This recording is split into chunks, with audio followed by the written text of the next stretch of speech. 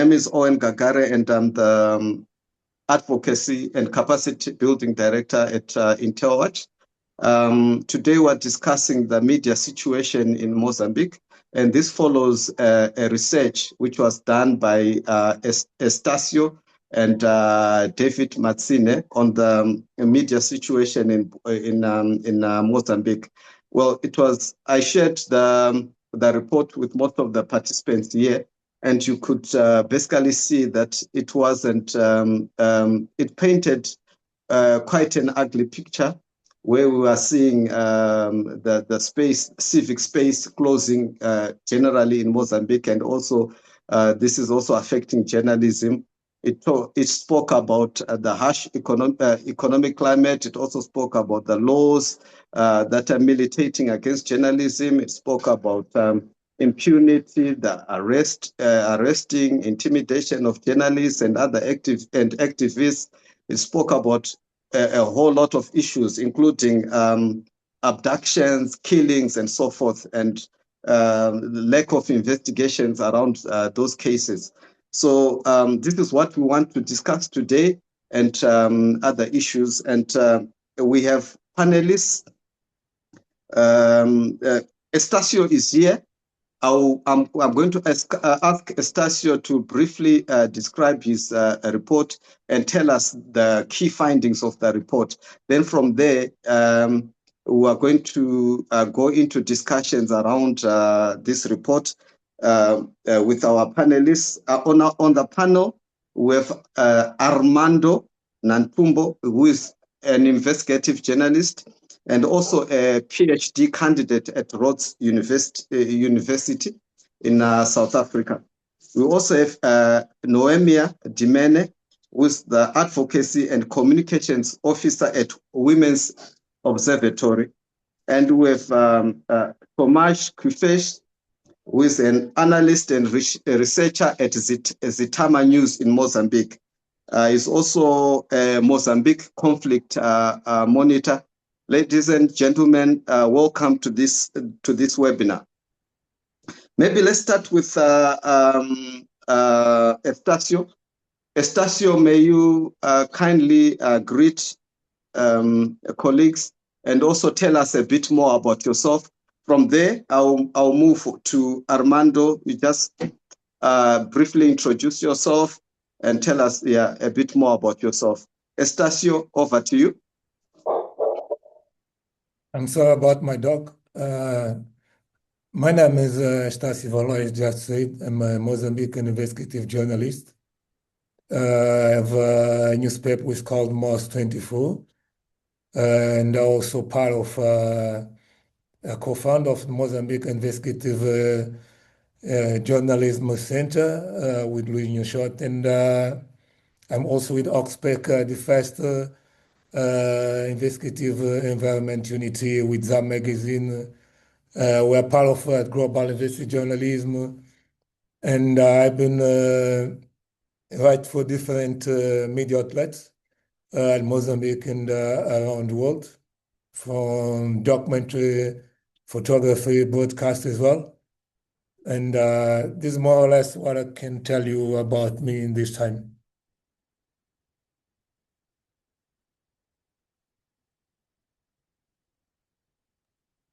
Thank you, Estacio. Armando, may you kindly introduce yourself? Hello. Good afternoon. It's an honor to be here. So as you have said, my name is Armando Nhatumbo. I'm an investigative journalist.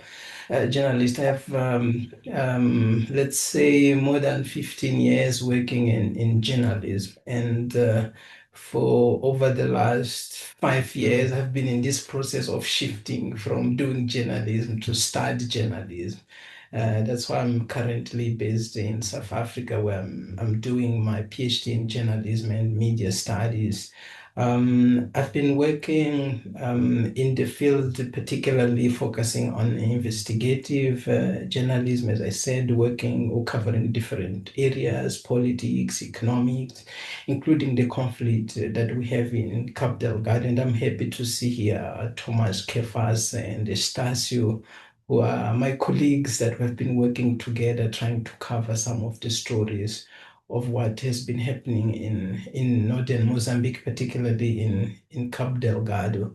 So yeah, that's all I can say for now. Can come back to the conversation later on. Thank you. Thank you so much, Armando. Noémia, may you kindly introduce yourself? Thank you, Owen. Good afternoon. My name is Noémia Dimene. I am Advocacy and Communication Officer at the Observatory das Mulheres, or Women Observatory. So, Women Observatory is a national mechanism that focuses on promoting women's rights, women's rights, and we work it based on evidence. I'm also a law student, and during years in my experience, I was responsible for leading and coordinating gender exhibition that we have in Observatory das Mulheres, that is responsible for collecting data and also advocates for better policies in gender lens. So for now is what I have to share. Thank you. Thank you, Noémia. Tomás, may you kindly introduce yourself? Yes, thank you very much for inviting me to this important debate. My name is Tomás Queface. I'm a Mozambican researcher. I'm working for Zitamar News, which is a digital news website in English, providing news and analysis in English. We have a wide range of targets, including diplomats, international community, and so on. I also work with the Mozambique Conflict Monitor, also known as Cabo Ligado. We cover the conflict in northern Mozambique. We track the insurgents. We provide data and all sorts of information related with the conflict. Thank you so much, Tomás. Back to Estacio. Estacio, we are gathered here because of your brilliant report. May you kindly just tell us what you found when you're doing the research? What were the take-home points, so that we can go into that discussion? Over to you, Estacio. I'll try to be brief and look into the Mozambican current scenario and backward to the Portuguese settlement area or time, also moving onward to the post-colonial. One of the main finds was that the Mozambican government somehow, or mainly, I could even say mainly, still use the same system which was used before, where the civil society, the media in general, have been suffocated. When we look to the post-colonial era, we'll find out that the media was most concentrated on the government, monopart era, and all the information was exactly submitted or shared with journalists mainly from the Mozambican Communication Department. And the journalists were obliged to comply with the demands of the government in that era. And we went to the post-colonial monopart era, where despite the existence of private media, the system did not change a lot in terms of silence, controlling, suffocating in a different manners, either physical, economical, legal. And the situation has been, until today, shrinking, mainly for those advocating for freedom of press, freedom of information, not all journalists, but also including civil society. So this is a concern for those people who are developing this kind of work, and above all, for the entire society, where the society end up with not being able to have the information or to know about the reality of the country, about what's happened, because those which here to inform the people end up being considered as enemies. And this is what has been happening in Mozambique.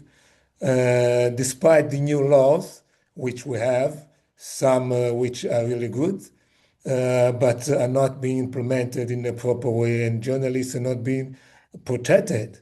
We can easily see in a common sense the way how even community people, when I'm talking about community people, ordinary people, do behave before a journalist. First is the lack of knowledge in terms of what the journalist is doing, what is the importance of being informed, and that the government usually does not help or comply on it. And in the middle of it, we have other issues which are to concern bias, whether journalists being manipulated, whether journalists being used exactly to protect not the Mozambican citizen, but to protect those which end up violating different laws, let's say in this way, different laws regarding to the way how they behave on illegal issue. So I think this is what I could bring up for now. As you could say, was an exhaustive report, not easy to work on it, and to find the source was another difficult issue. But somehow I do believe that with the support of other journalists, civil society members, we were able to bring the report which was published by Interwatch.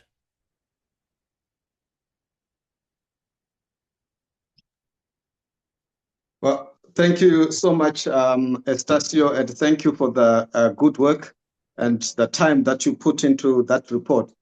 Just a bit of background on that report. It was part of 7 reports which were commissioned by Interwatch in the region. Basically, they were commissioned by the Director of Research and Journalism, Herbert Moyo, who's also with us today, alongside other colleagues from Interwatch. We have our Executive Director, PS, is also listening in, is here. Then our Office Manager,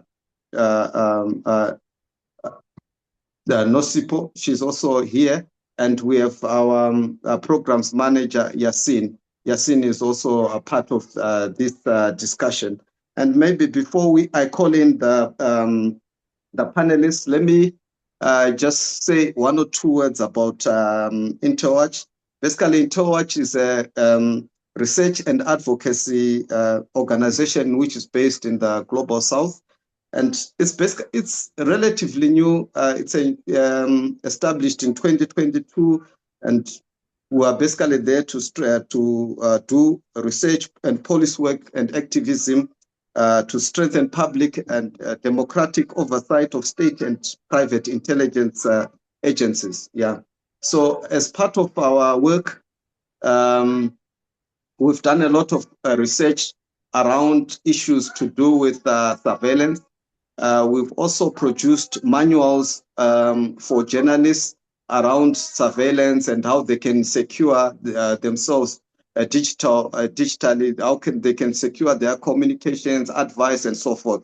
And these, you can find them on our website, on the Interwatch website. And yeah, so this is what we've been doing. So we're not basically just doing reports like this report on Mozambique. We're also trying to capacitate journalists and working with other stakeholders, including cyber security experts, to train. We're doing trainings around issues to do with cyber security. And we've done, Estacio was part of a team that came for training in South Africa last year. We also then did country visits with experts, basically to look at the implementation side. So other than producing the reports, we're also looking at issues to do with capacitation. Yeah. Let me invite PS just to say one or two words before we bring in the panelists. PS?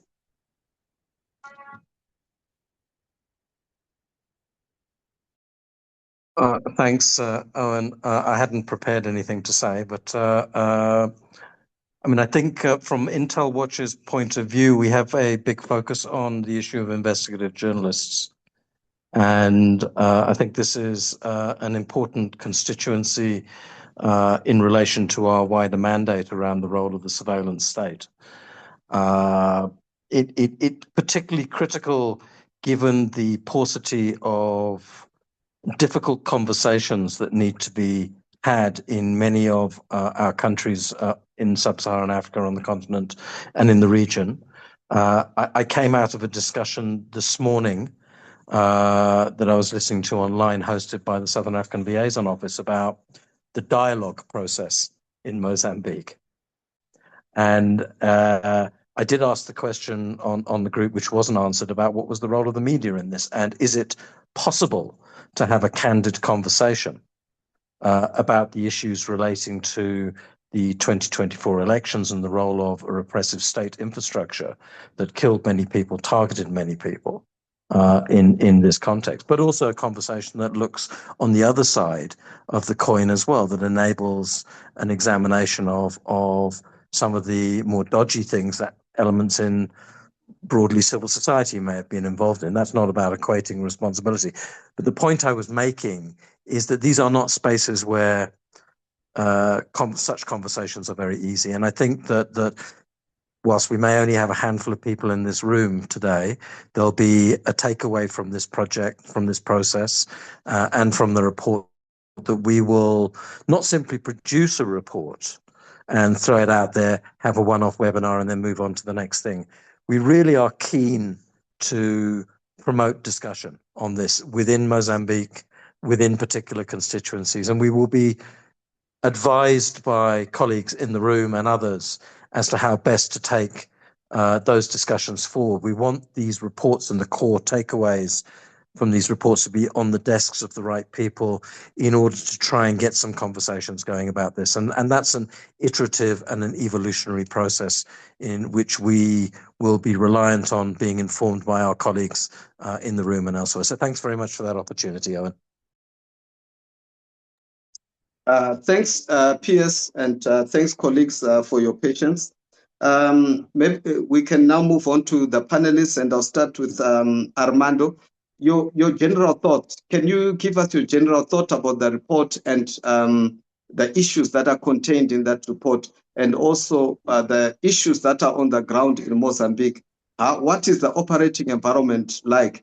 You notice that this report, it mentions journalists, but it speaks about civil society broadly. It says the whole civic space is closing. What are your views on that? Yeah, thanks, Owen, and again, thanks for having me.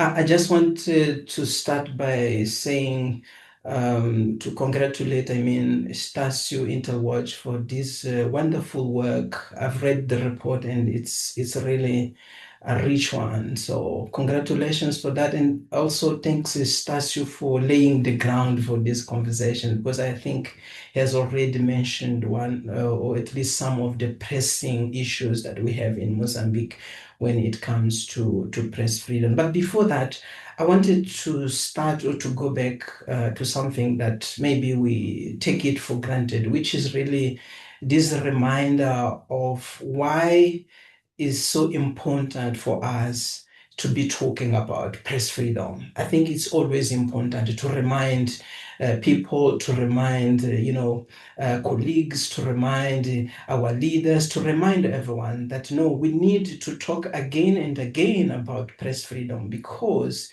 we can't have democracies, not only in Mozambique, but we can't have democracies in our regions if we do not have press freedom. So we need it, and we need to repeat these messages until those who are not interested in having a strong media, those who are the enemies of press freedom, can finally understand why we have been, engaging in these conversations, why Interwatch has been organizing these events. Is really to talk and to try to protect this very fundamental pillar for democracies, right? Now, having said that, when it comes to the press freedom environment in Mozambique, the operating environment is really, really concerning. What we have seen throughout the years is a government that is not interested really in protecting the space for press freedom in Mozambique. What we have seen is a government that wants to silence the media.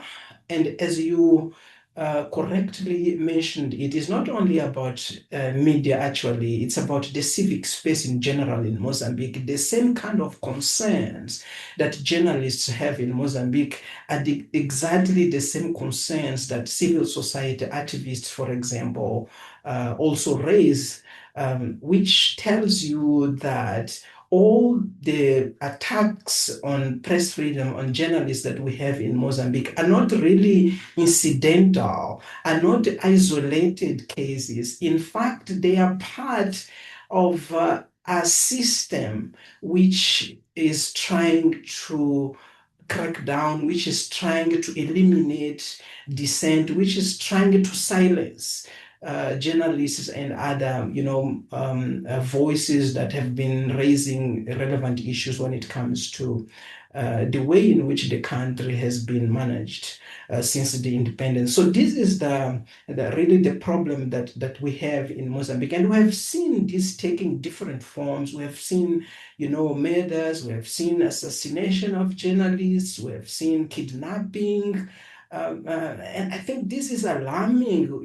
I think we're going to talk about these cases in Cabo Delgado, which is the province under these terrorist attacks that we have there, where the authorities, the state itself, is really at the center of committing serious press freedom violations, kidnapping journalists, arresting journalists. Estacio, who is here, was one of those journalists who were,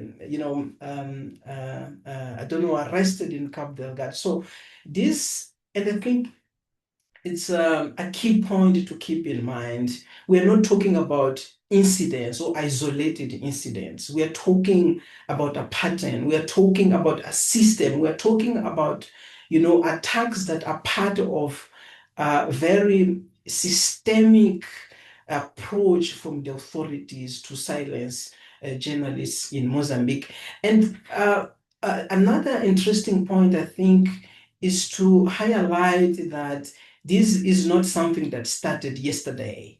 And here I also like the way in which the report really is rich in terms of tracing back the origins of the problems that we are facing today in Mozambique. And I think it's always important to have this sort of historical dimension of the problem. Of course, we had over the last 10 years a very difficult environment in Mozambique. We had a president who was not really interested in press freedom, in human rights violations in general, called Filipinos, our former president.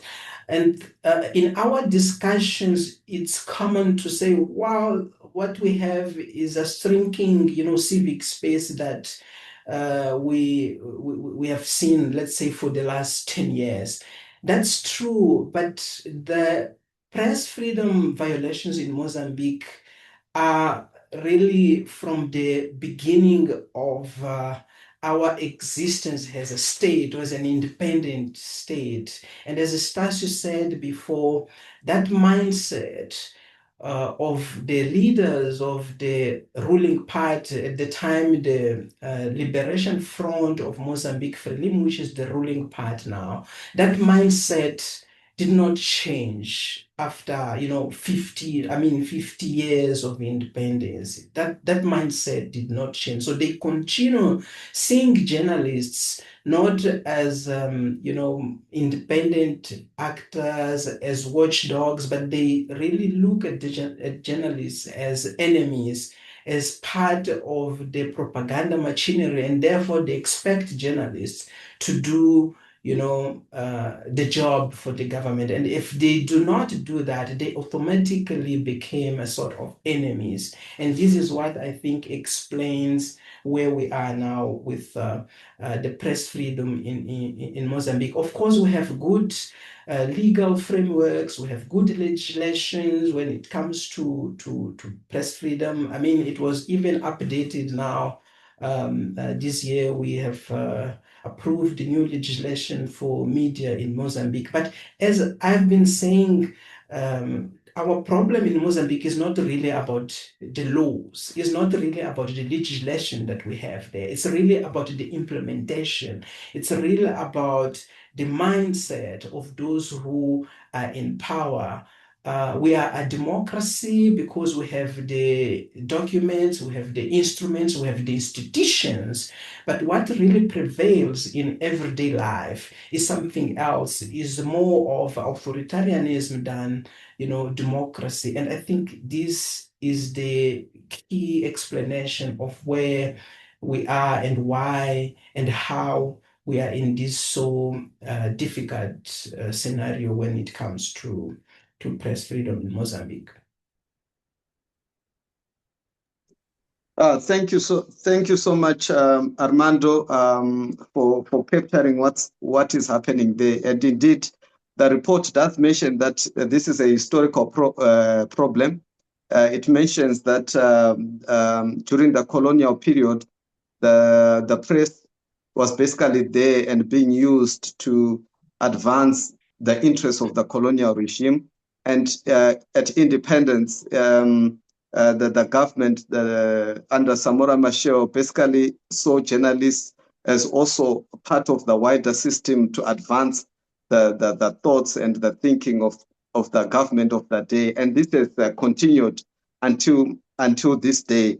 And it's also a problem that we are seeing throughout the region. But maybe Mozambique is different because there's also a conflict that is not in other countries, like in Cabo Delgado, as you mentioned, as mentioned in the report, and as you also mentioned. How has this conflict maybe made the press freedom issues even more severe? Maybe this is a question for Tomás, who's also a conflict monitor and who has been looking into this Cabo Delgado issue and how journalists have been treated there. What's going on there, and Tomás? Yes, thank you very much for calling me. Before I go to Cabo Delgado, I'd like to provide some comments on the new legislations that was also a matter of discussion in the report. As we know, the new legislation was approved this year by the Mozambican Parliament. It's not just a simple legislation. It's a document that is going to shape the future of journalism, media freedom, and public information in Mozambique for the years to come.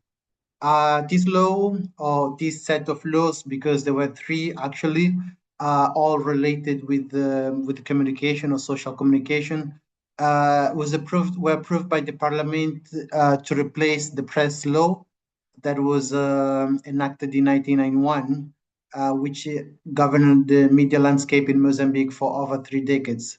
Well, since 1991, lots of things have changed. The internet now exists, social media exists, journalism exists. So in many ways, updating the legal framework was not overdue. It was actually necessary. But this law is a mixed picture. It brings modernization in one side, but in some areas, it introduces risks that could seriously undermine the press freedom in Mozambique. I think it was discussed what this law introduces in the report, but I can briefly summarize some of the most important aspects. So this law is now going to bring changes. One of them is that digital media is now explicitly covered by the law.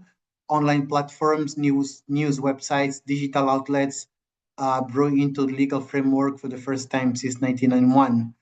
The law also suggests that the regulatory body can regulate, inspect, sanction media outlets and journalists directly. Also, there is a mandatory registration requirement for all media outlets, including digital ones, before they can operate. Also, the law limit foreign capital to a maximum of 30%, with full ownership reserved to Mozambican nationals. And finally, the law strengthens rules around defamation and misinformation, introduce obligations for media outlets to broadcast official government messages, and gives the authority to power to the regulatory body to suspend, closure, and register or non-compliant outlets. So what does that mean in practice?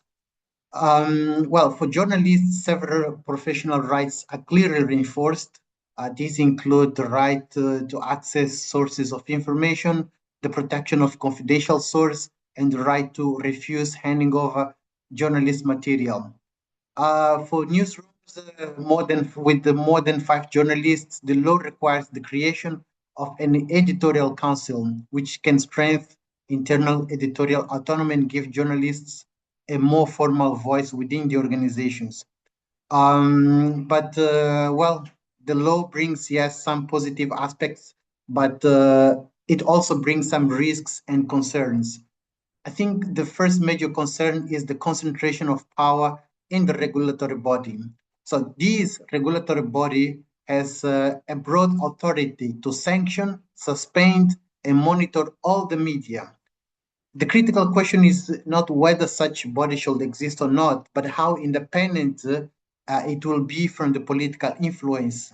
In Mozambique, we call it the Consejo Nacional de Comunicação Social, which is going to be the regulatory body, and the president of this body is nominated by the president of Mozambique, if I'm not wrong, which is a very critical aspect.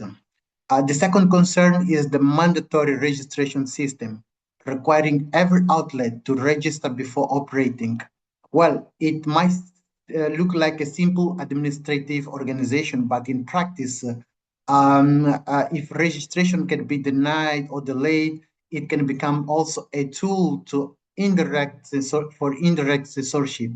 I mean, a way to block critical or inconvenient voices before they can even publish a single article. And also another very critical concern is the sanction regime that is now very severe and cumulative. That means that outlets can be suspended, journalists can lose their professional accreditation, both the company and the individual journalist can be held jointly responsible for the same issue. So what does that mean overall, just to conclude this part? For journalists, the risk of criminal prosecution, administrative penalties, and loss of professional credentials is significantly higher under this law than before. And also for media organizations, survival now will depend on maintaining registration, regulatory approval, and compliance. Outlets that change power too aggressively may find themselves facing suspensions on technical grounds. The result is a media landscape where editorial independence becomes a financial and legal risk. And also, I think one of the most important aspects is limiting the foreign capital to 30%. That is going to limit the investment on the media landscape in Mozambique, which is a problem. So where does this leave us? Well, the law, these new laws are not just a simple question of whether they're good or bad. It's a complex and contradictory piece of legislation, one that modernizes in some ways while tightening control in others. In Mozambique, it moves Mozambique from a relative liberal press framework towards a model that is more regulated, more centralized, and potential more restrictive. So now turning back to your question about Cabo Delgado, well, since 2017, it has been very... Sorry. Maybe before we go there, let's talk about this because you touched on key issues. I was going to ask about the regulation because when the report was written, this had not been passed in Parliament, but it has since been passed. So it was one of the issues I thought would discuss and what it means for press freedom, and also issues to do with surveillance, because obviously there's now heavy monitoring, surveillance around journalists and so forth.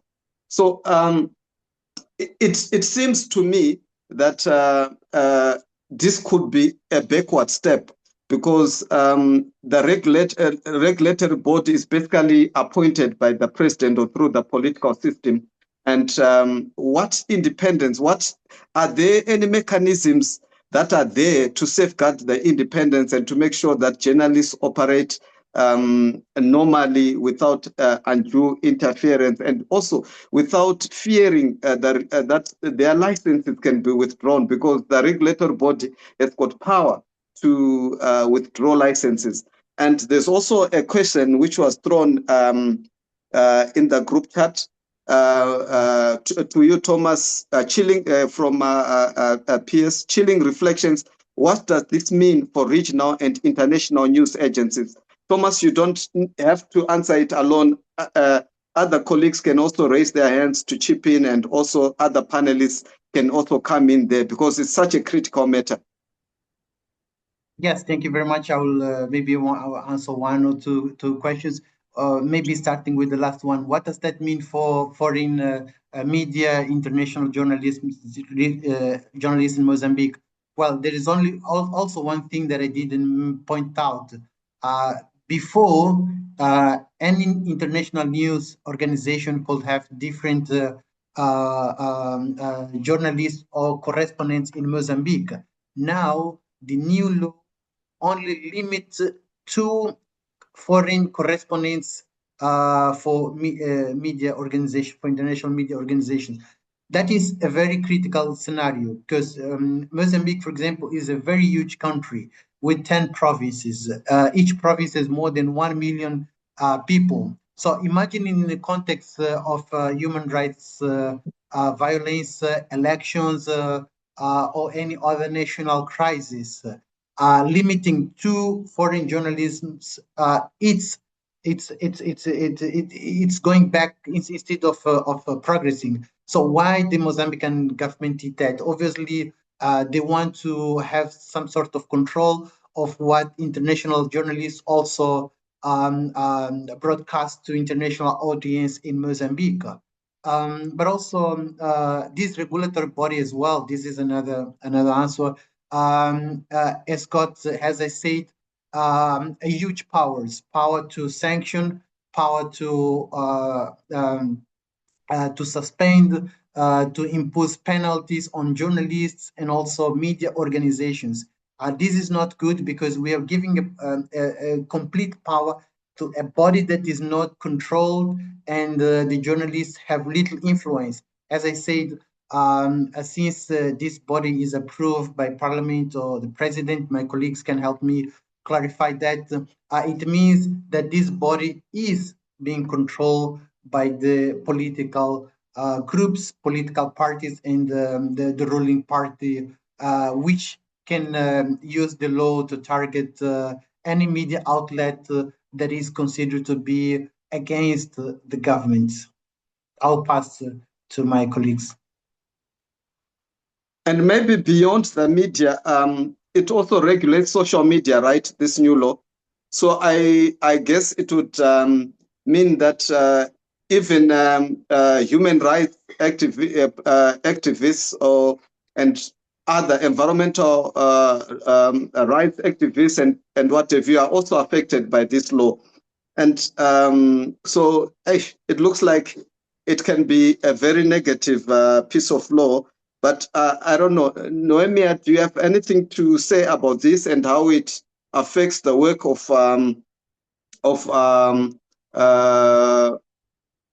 the civil society, not just journalists?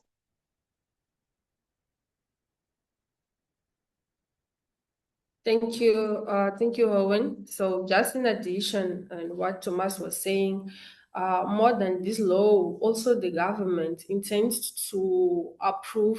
There is a decree related also to the telecommunication that when we analyze, we saw that we are regretting in terms of civic space, because we see when we analyzed 2 years ago, during the process post-elections in Mozambique, our government tried to block and cancel all the internet connections and also control media channels just to promote the information that they want to share, not even what exactly is happening in the ground. So we see that these measures or that kind of power that government are trying to use laws to close the space. We think that it's a big risk for everyone, even for civil society organizations, for activists, mainly for activists that use their social media to do the interventions, and also engaging by situations that happen in Mozambique. So we see it's it's a situation very concerned that we are, and one of the actions related with this decree that the government intends to close has a civil society organization that Observatory das Mulheres are part. We are going to do a request for asking or sending signals for Constitutional Council just to try they to analyze, because we think that these measures is unconstitutional, because we see that, as my colleague said, that we say that we are democratic country, so we must keep that values and fundamental rights. So for now, I have this for share, and I would like to say that as a civil society organizations, we are worried about this because it has redoing or going back to all the achievements we have done until now. So we think that this kind of digital restrictions and control of information by the government is very, very, very worried. And yeah, we think that we must take some action in what is possible. Also, meeting with organizations or doing some influencing policies that we can do, because the situation in Mozambique are not very good in that way. But what I could share for now is this, and I can take this opportunity to share a bit my thoughts about the report. And I would like to congratulate Estacio for this report, because make a great analysis of our contest in Mozambique. And we see that our development it's marked by violence, intimidation, and kind of harassment. And I would like to share that this kind of controls or harassment that journalists suffer make us regret. And also, as a women observatory, we see that also women's journalists suffers a digital harassment and intimidation, and we think that that kind of surveillance concern us, and we think that there is a measures and things that will be doing to try to change or to improve that scenario in our country. Thank you. Thank you so much, Noémia. It's a quite a concerning development, but I know that before this law was passed, civil society journalists that input, and they tried to have certain clauses removed or at least amended. I guess there was success in some areas and failure in others. But what's happening around that process now to claim back space? Is there any form of resistance, lobbying? I know the law has just been passed by Parliament, so it's still fresh. But is civil society and journalists mobilizing to have some aspects changed?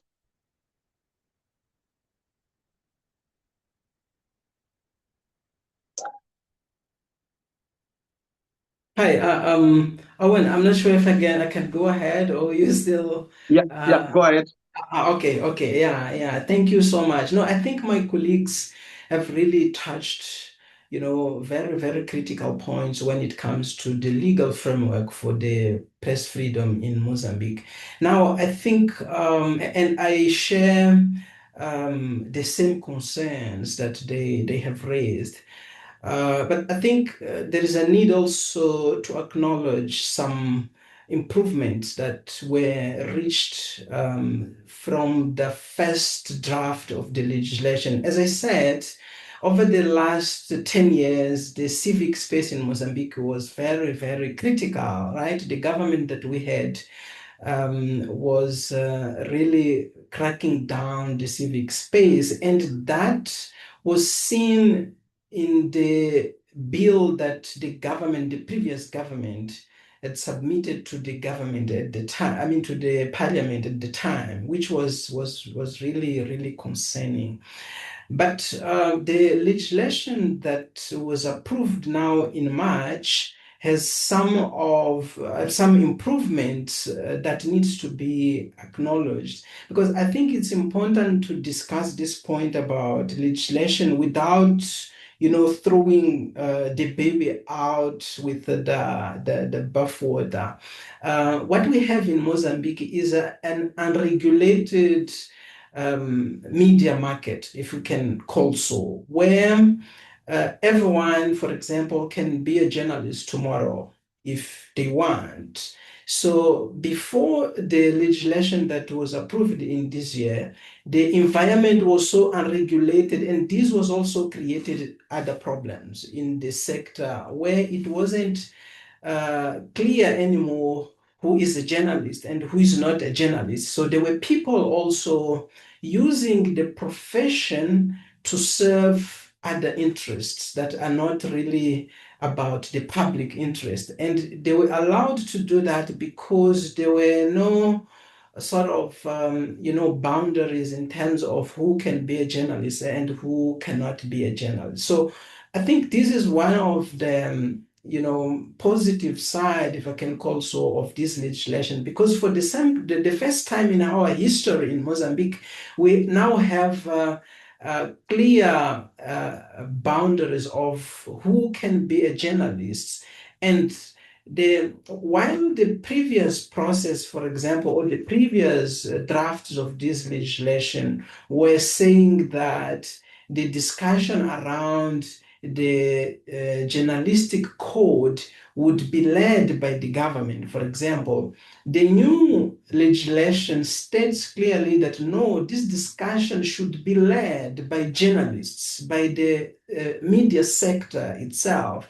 And I know that there is an ongoing work in Mozambique being led by civil society organizations. One of them is the Mozambican chapter of the Media Institute of Southern Africa, MISA. The second one is the Journalists Union in Mozambique, that have been working to try to elaborate the journalistic code. And I've read the first drafts of that code, which really tries to say who can be a journalist and who cannot be a journalist.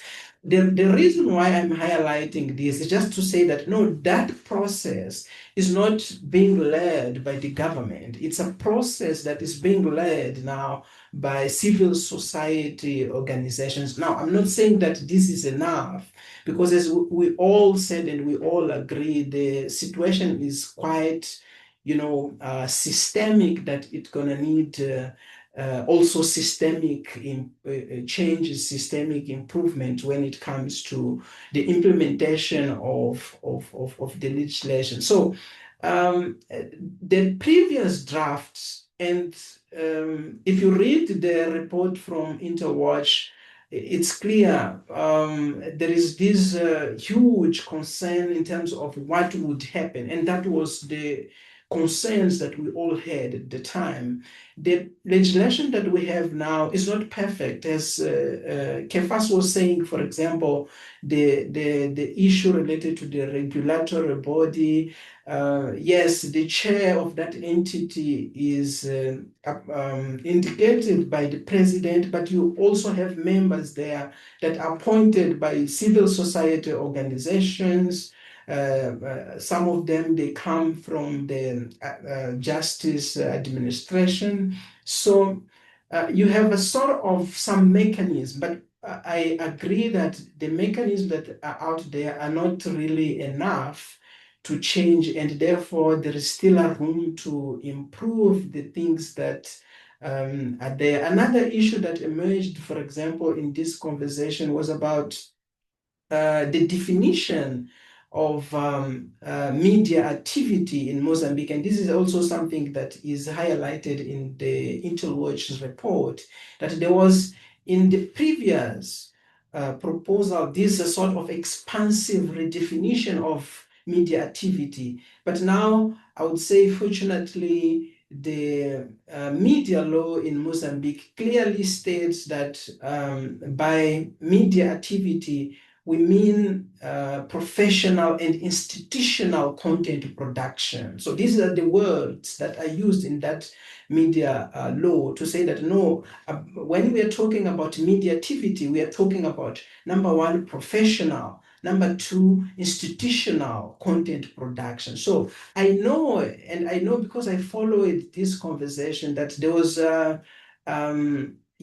work that was done, particularly from civil society organizations, to try to change, to try to influence the final outcome of the media bill. And I can say that, yes, some of the provisions that are there are really, I wouldn't say they are perfect, but they are not so concerning as they were in the first drafts that were submitted to the parliament. But I repeat what I said again.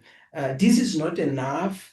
And as we have been saying also, the problem when it comes to press freedom in Mozambique is not about legislation. The legislation is important because we need that legal framework that can really guide us in terms of how we operate as the sector. But more than the legislation, we need a sort of mindset changes. And you won't change mindset through legislation. There is another work that needs to be done.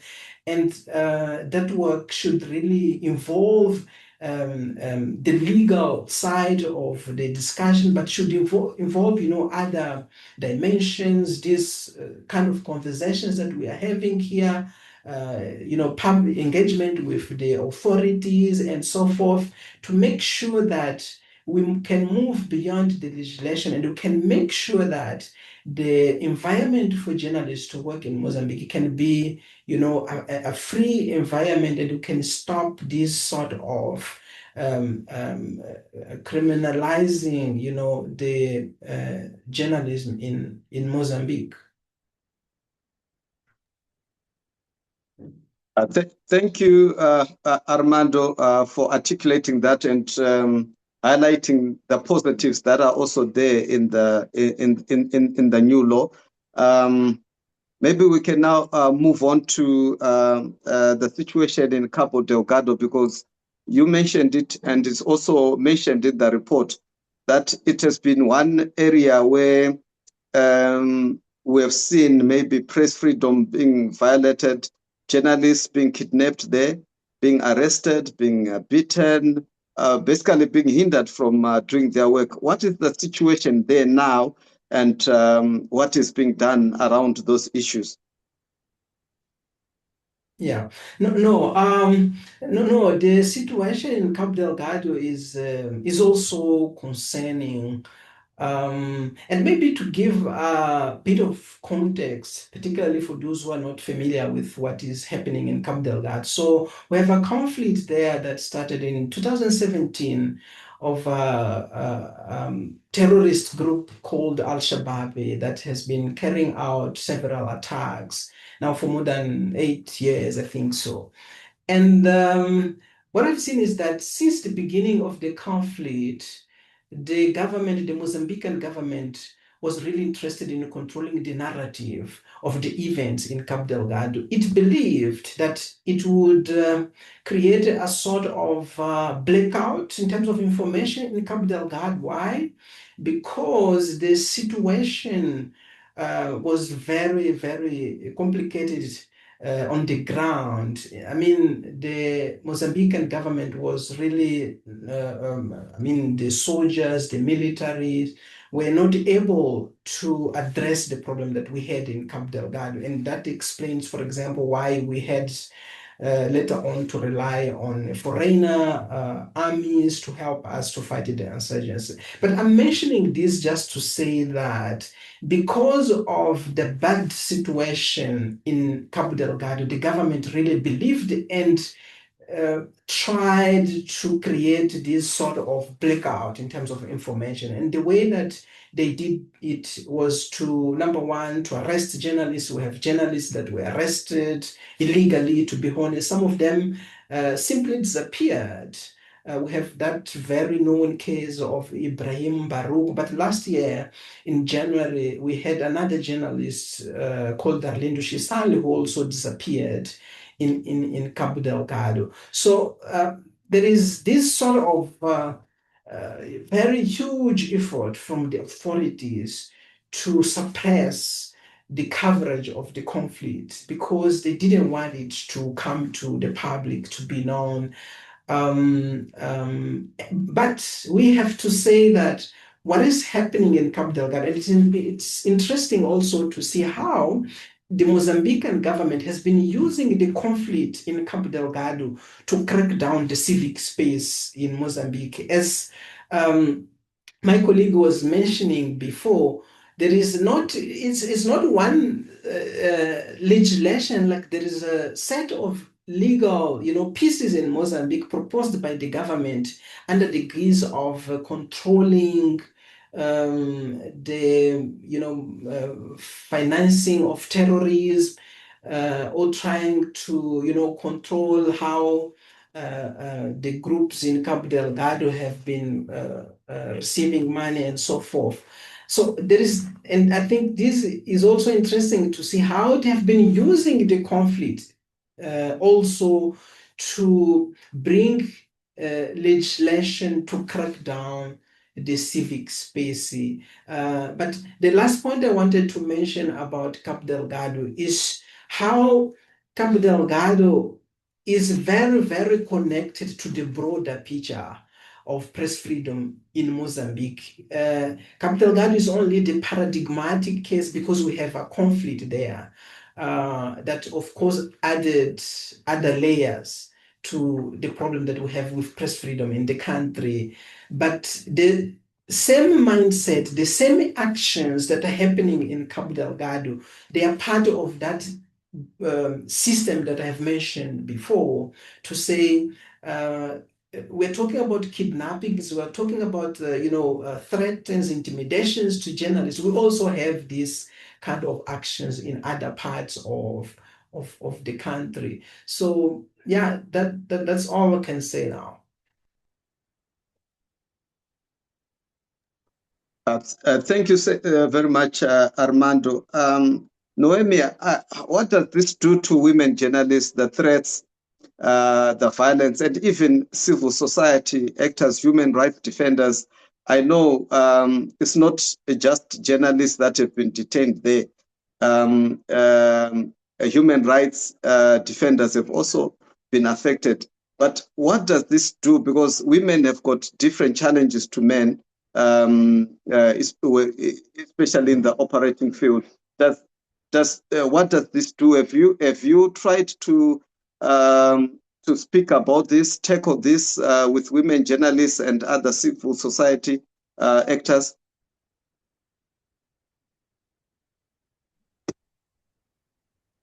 Yes, Owen, thank you. What we think it's true that also women journalists, activists, and maybe digital content producer, mainly activists, suffer threats.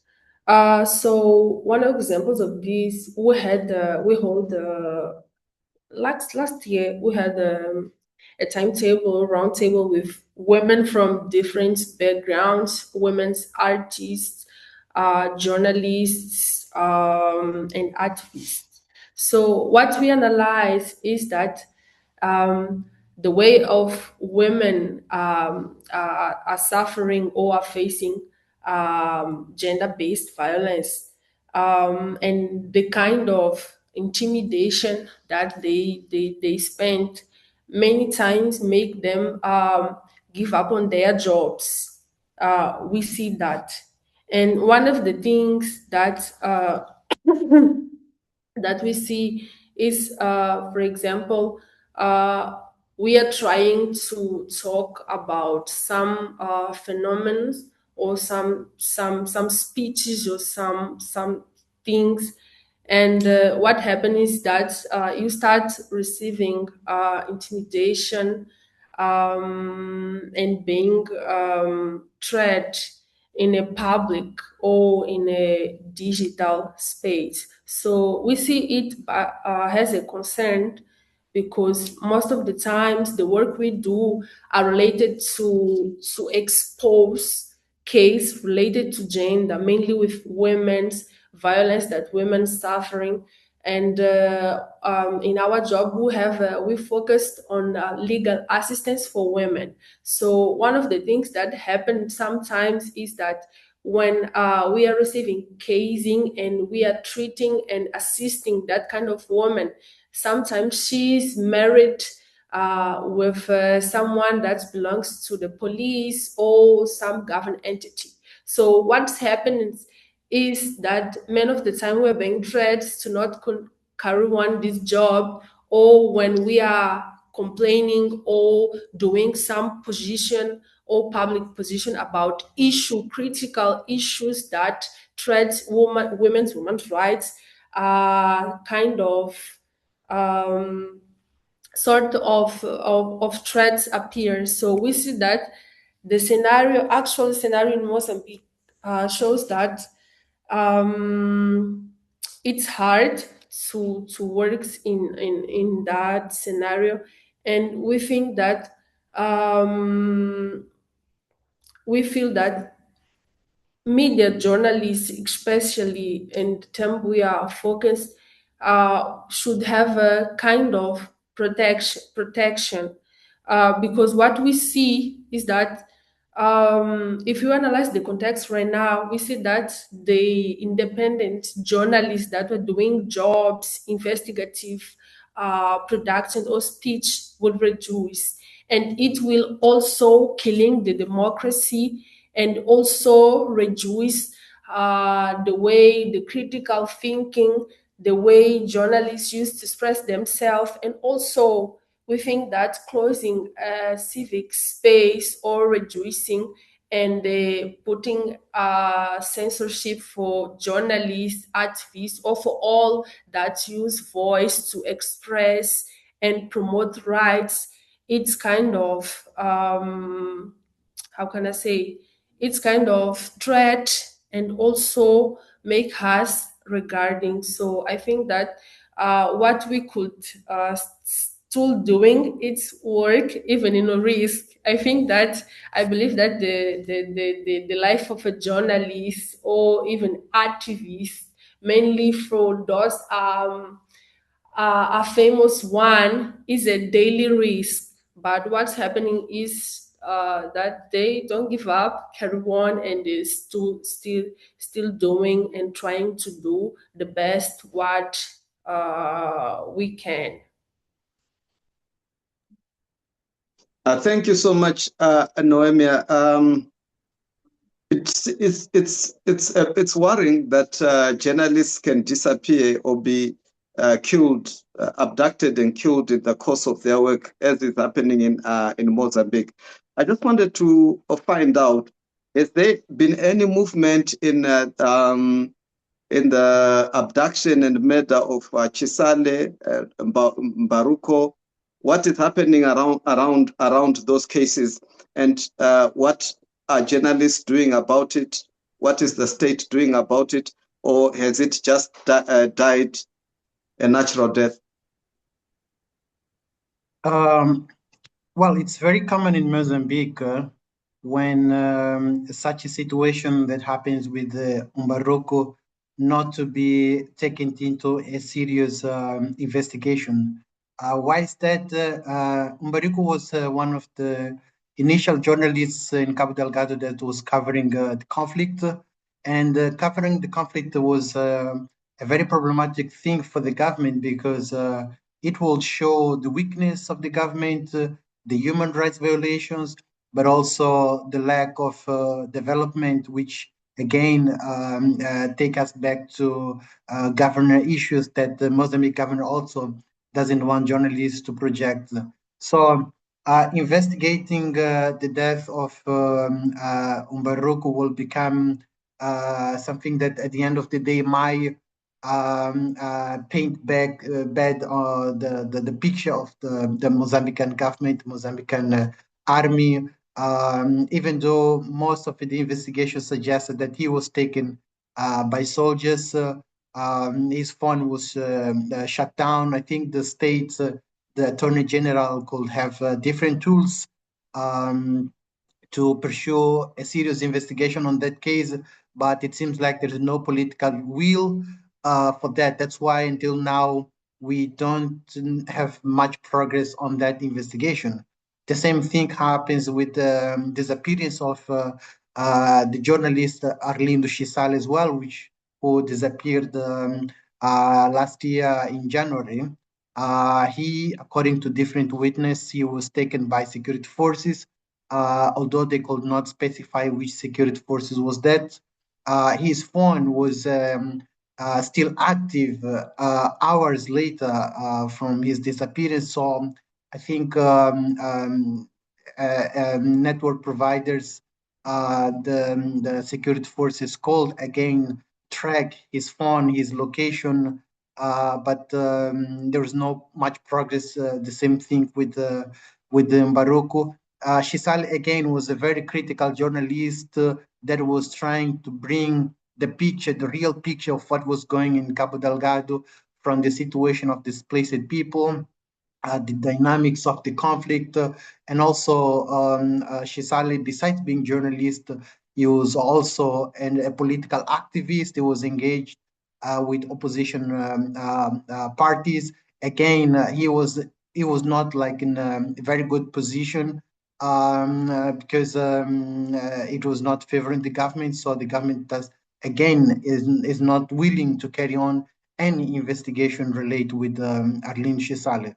But even if we take these two cases out of the picture, the situation for journalists in Cabo Delgado continues to be very critical. Just to give you an example, last year around late June, a group of 16 journalists who were traveling from Pemba to Mueda district, which is near the border with Tanzania. When they were passing Macomia, which is one of the central districts of Cabo Delgado, the journalists wanted to take pictures, interview people, to give an image of the situation of that district, one of the heavily affected by the conflict, but security forces intimidated the journalists. Some of them saw the materials confiscated, even though they were allowed by the Macomia administrators for them to do their work freely. The security forces did not allow that. So again, Cabo Delgado is a not very good environment for journalists to operate, mostly because the security forces, in particular, the FADM, the Mozambican Armed Forces, they have the upper hand, even in situations where the civil administration, the civil government allows you to carry on with your journalist work. If you are not granted permission by the military to do your job, then you are not going to do your work. So that's the situation in the province where the rule of law is not working. The law of the military is the one that is playing in that area. Thank you so much. But what does this do to journalism? Is this hindering journalists from effectively doing their work? Maybe I could also ask the author of this report, Estacio. He was one of those that have been arrested, detained in Cabo Delgado. After that, are you confident in going in there, or you sort of like pull back, or maybe water down the reports that you write? What effect does it have on your day-to-day operations?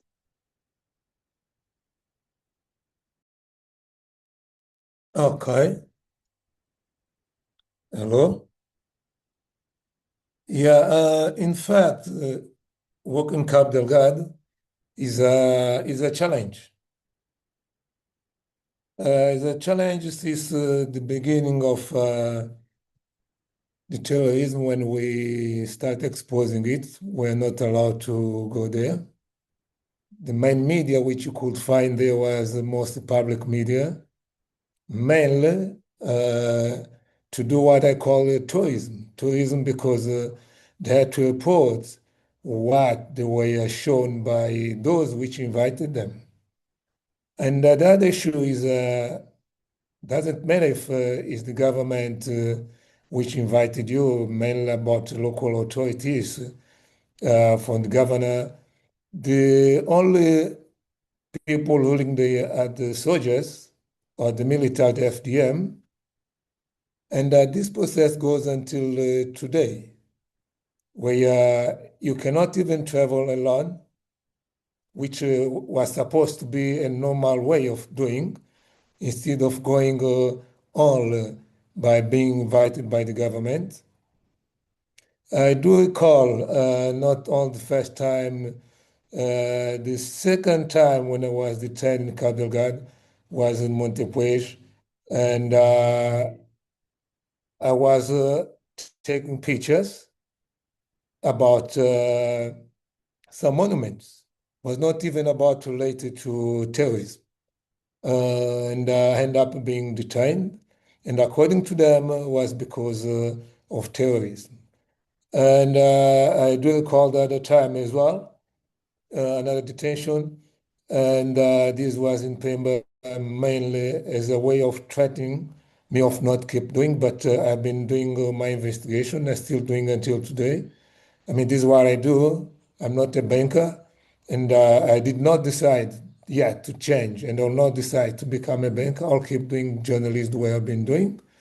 But as my colleague was saying, the situation is very volatile because those which were supposed to be ruling, to be in the front of all this process are those which are the leaders, the government.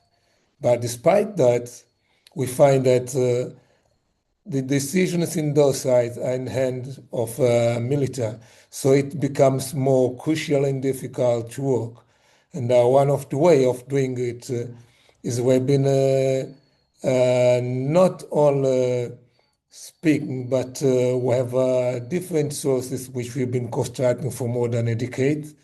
Different people which at the time when things happen, some of them they end up even calling us and telling us what's happened. Like example today was an attack in Mwaja, and those which did manage to flee at the same time, they were able to tell us what was happening. And we wrote this not all to alert the community or the people, but also to tell the government, also the soldiers that, the terrorists today are just go and see if we can do something. Do not come and chase journalists for bringing this kind of information. And going a little bit back to what my colleagues were saying on the Mozambican law, look to this now in Cabo Delgado, it also becomes difficult to implement. And as Armando also highlighted, and on the ruling of the military force, or let's call it force, it becomes more difficult to have a journalist working in this area. But as I said, I'm not the only one. We're still doing. We are aware about not all the difficulties, but also the threats, what we're facing, the danger, our daily life. Yeah, when we got released after being detained in one of the occasions, your psychological system end up shrinking, and you need a kind of different approach in your daily life to recover. And as I was saying, we are still writing. We never gave up. As much as they try to put or they put pressure on us, we write more on what is happening. So in my viewpoint, this is the way or the manner to avoid this pressure which is thrown over you. This is what I can tell in what is Cabo Delgado now. And it's a specific place of Mozambique. But what is happening in Cabo Delgado does show what it's happening a little bit everywhere in Mozambique. You have a journalist being sued, journalists being threatened, mainly because they bring what some of the people does not want or do not want the reality to be shown.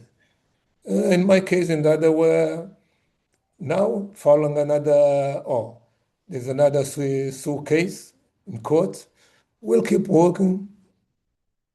We're aware about the danger, but as I was saying, this is what we do.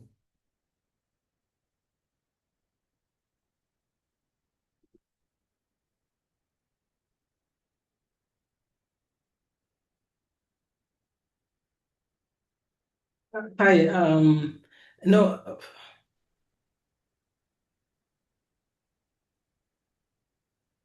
can I just add, if you can hear me, can I just add on, thank you, on what my colleagues were saying about Cabo Delgado, because I think the operating environment for media in Cabo Delgado is really paradigmatic. Number one, in terms of the press freedom violations, but number two, in terms of how the state, how the authorities in Mozambique have been failing to address the cases related to press freedom violations in Mozambique. You can't have citizens, I'm not even talking about journalists, you can't have citizens, ordinary citizens, disappearing in your country, and you simply keep quiet. You do not explain, you do not say what happened, you just keep quiet. That's not normal. That cannot happen in democratic societies, but that has been happening in Mozambique. Mbaruku, that we have been talking about, him was kidnapped, I think in 2020. We are saying more than 6 years ago. There's no any explanation on that. And actually, the government, the authorities in Mozambique, they've closed the investigations around his disappearance. In 2024, the authorities they announced in 2024 the closure of the investigations of Ibrahim Mbaruku. How can a citizen disappear and you do not explain it? You close it, even if people are saying that, no, we have this and that. People who have been raising concerns about this and trying to ask for a sort of explanation of what happened, they have been threatened by the authorities, including the family of Ibrahim Mbaruku. I've been talking to some members of his families who have been telling me, terrible things that they went through, including intimidations, because they were asking explanation from the state regarding, what happened with their family members. So that's not normal, and we cannot accept that as normal. We hoped, and this is something I wanted to raise also, with because we have a sort of political transition last year after the elections in Mozambique. We had a new president who was relatively different, who can say progressive, we can say so, at least when it comes to the press freedom, compared to what was happening, as I said, in the previous 10 years. I've been talking to journalists. I was now, researching and writing about the state of press freedom in Mozambique in 2025. That report from the Media Institute of Southern Africa will come now on May the 30th, right? And what journalists have been saying is that, well, we have a sort of relief when it comes to the political environment, because now we have a president who can really understand what we are doing, a president who can be, close to us and so forth.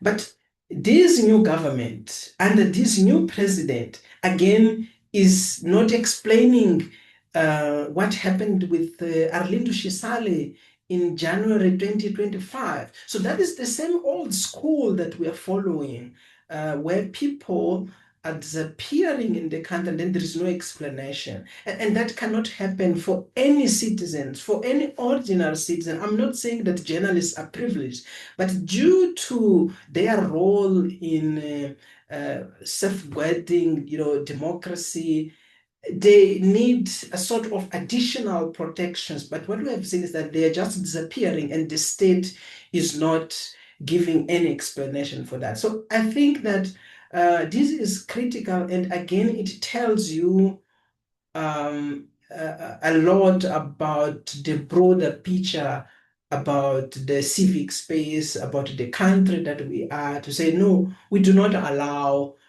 dissenting voices. We do not allow, and therefore we're gonna intimidate you, we're gonna kidnap you, we're gonna threaten you, and we're not gonna explain that, and then the case is gonna end as nothing had happened while we are in these terrible situations. Thank you so much, Armando, and thank you, Estacio,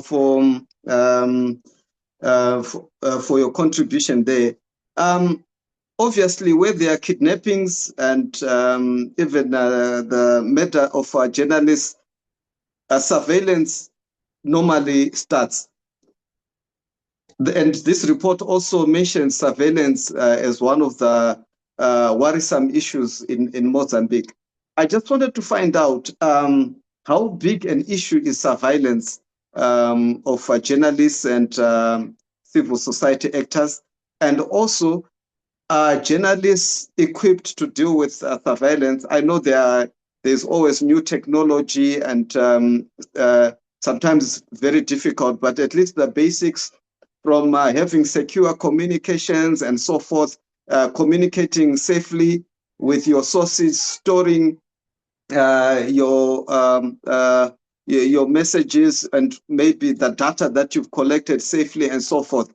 Are journalists and civil society actors in Mozambique adequately equipped to deal with issues around surveillance?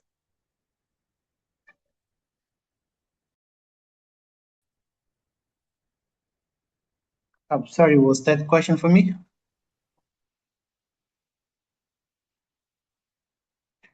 Yes, Tomás, kindly go ahead. No, I don't think journalists in Mozambique are equipped to prevent being surveilled by the government or other entities interested in somehow surveil the journalists. We saw a situation in during the post-election protests.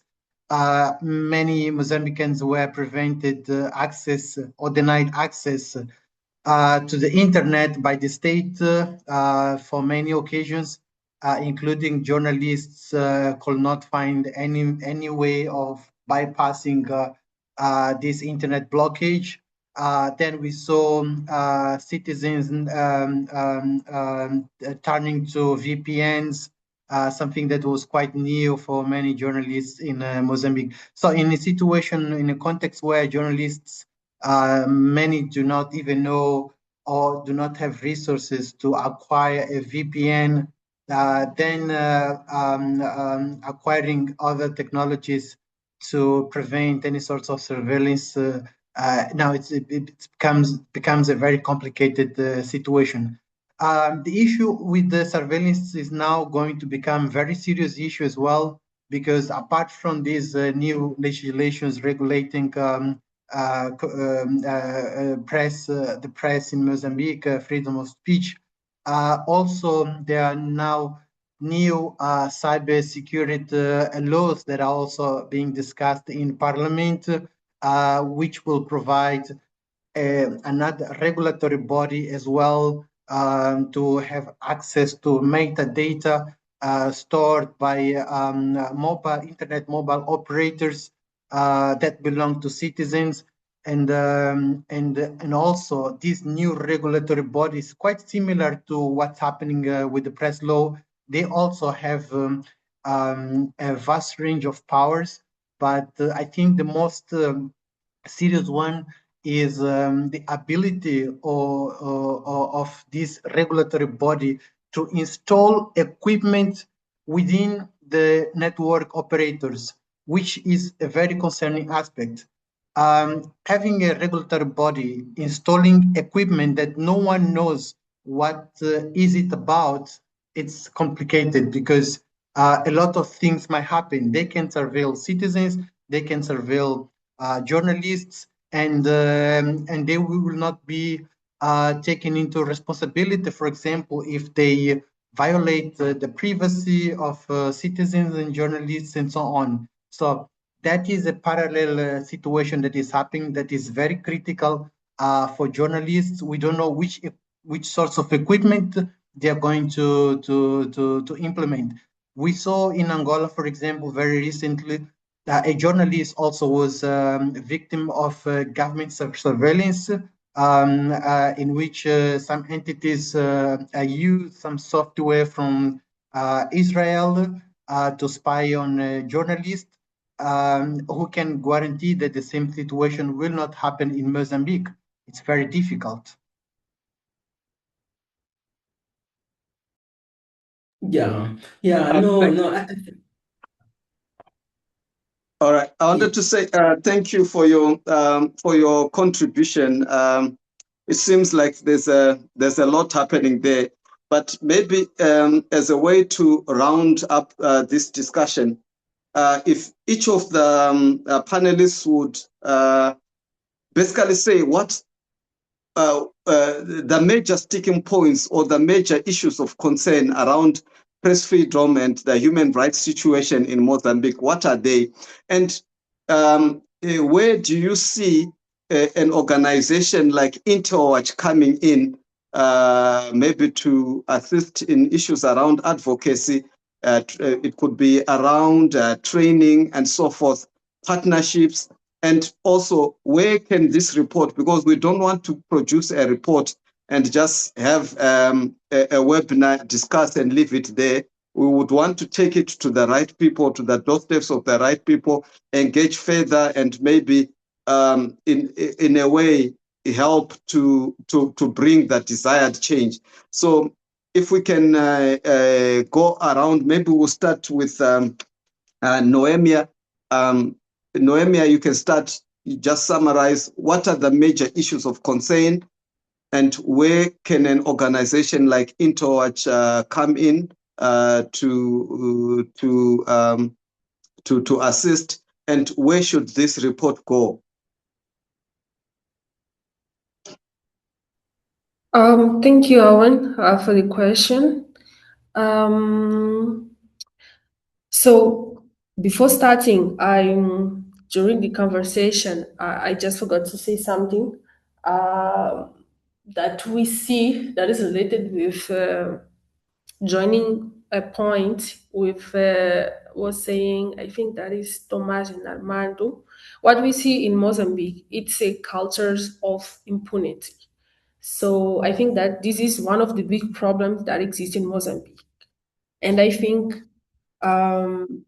it allied with excess control of government will reduce the civic space, as we say.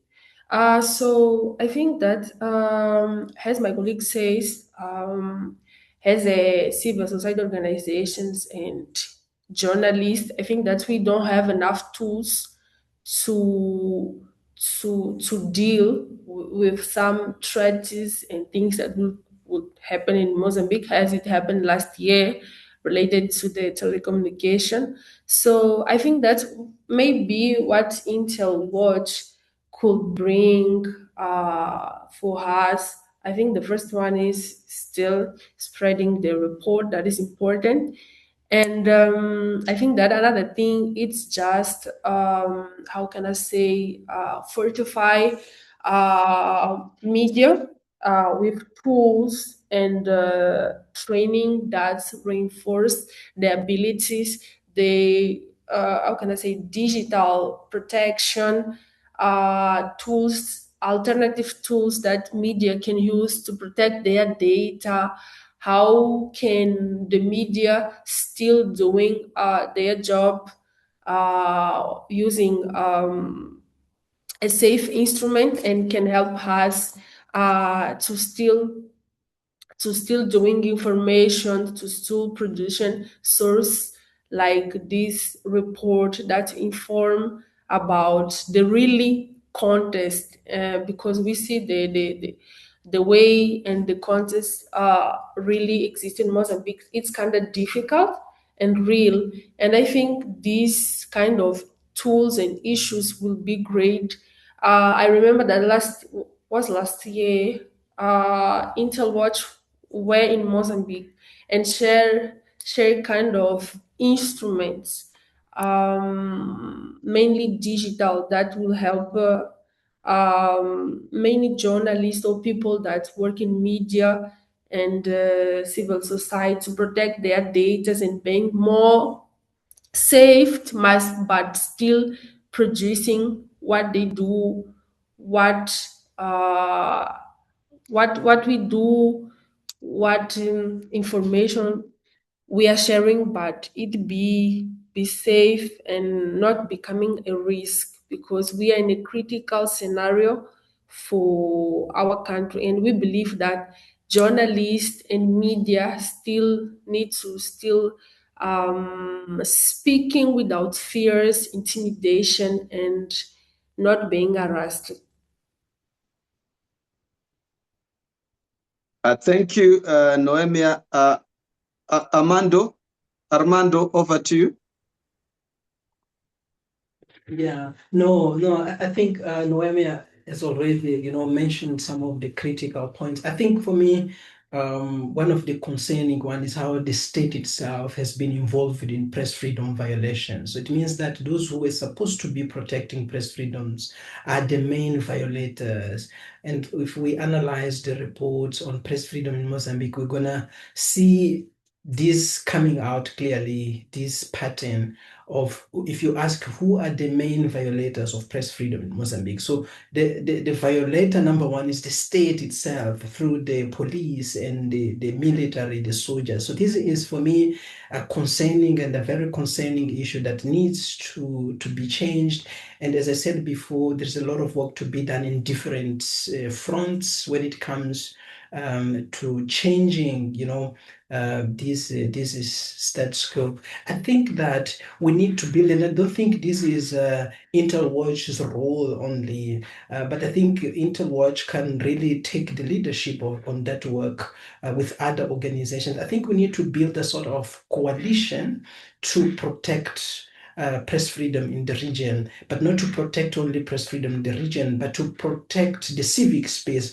And I'm intentionally saying in the region because I know that this is not a problem of Mozambique only. We have seen in our region, I would say worldwide, but let me focus on our region. We have seen how these authoritarian, tactics have gaining more and more space in several countries, in Mozambique, in Zimbabwe, in other countries here in the region. So I think that, yes, we have to be concerned about what is going on in Mozambique because we have a particular or specific scenarios there, including the conflict in Cabo Delgado, as we said. But I think that we need to think about how can we come together as a region, as activists, as scholars, as civil society organization in our region, and then how can we strengthen the work that we have been doing separately in our countries, and we come together. I think that would give us that opportunity of amplifying our voices, that opportunities to tell particularly to those in power that no, these are not isolated fights from Interwatch or from I don't know, any other organization from Mozambique, but this is collaboration is a fight that must involve all of us, because as I said at the beginning of this conversation, if we do not do that, the consequences will be terrible for us. We're going to be losing the spaces, the freedom that we have already reached through difficult process also of fighting with the authorities. So I think we need to come together. We need to work together to make sure that we do not have these authoritarian laws, for example, being enacted, but we make sure that we can really ask and demand for those that are in power to respect the rule of law, to respect the work of journalists. And finally, I think in that sort of coalition, we need to include trainings. I know that we have been organizing a lot of trainings, so I'm not talking about organizing just another trainings, but I think we need to have very specific sort of approach when it comes to how can we strengthen the capacity of journalists to deal with these challenges, including what you have mentioned at the end of your intervention, which we call the digital rights. Because, and don't be, let's be clear with what is happening here. What is happening is that the authoritarianism that was with us for years in the traditional ways, it's moving, it's shifting from the physical space to the digital space. So we do not have necessarily a new problem there. And I think it's important to have that understanding, because most of the time we reduce the problems that we have with the digital space now to say, no, these are problems only related to this technological era that we are living. No, we have the same problems. What is happening is that the problems are shifting, the problems are being, taken from the physics space and are being now used in this digital space. That's why we have what's called in the scholarly studies as digital authoritarianism, where the authorities, the governments worldwide are really weaponizing, are really using technology as a sort of continuation of the same tactics that they've been using to crack down dissent and so on. So I think we need to move with coalitions, and we have to include these conversations about these pressing issues, including how can we ensure that journalists are well prepared. Because yes, Mozambique in particular is beyond the time when it comes to adopting the technology, particularly to adopt the technology for the good, because in terms of adopting technologies for the bad, we have been very, very successful on that. We've seen how the government has been adopting technology to surveil people, to do the bad. But when it comes to use it for the good, I think there we still have a lot of work to do. And for me, the key point there is how can we come together to fight together. Thank you so much. Thank you so much, Armando. And yes, I'll ask PS just to round up in a few minutes. But Interwatch is open to working with colleagues in Mozambique and indeed in the region to campaign for press freedom, human rights, and so forth, and also all these issues around surveillance. And this is part of the reasons why we're having these webinars, so that we get to understand the specific needs of each country and also see where there are cross-cutting issues. So thank you so much. We need to act and act together. Can I ask Tomás to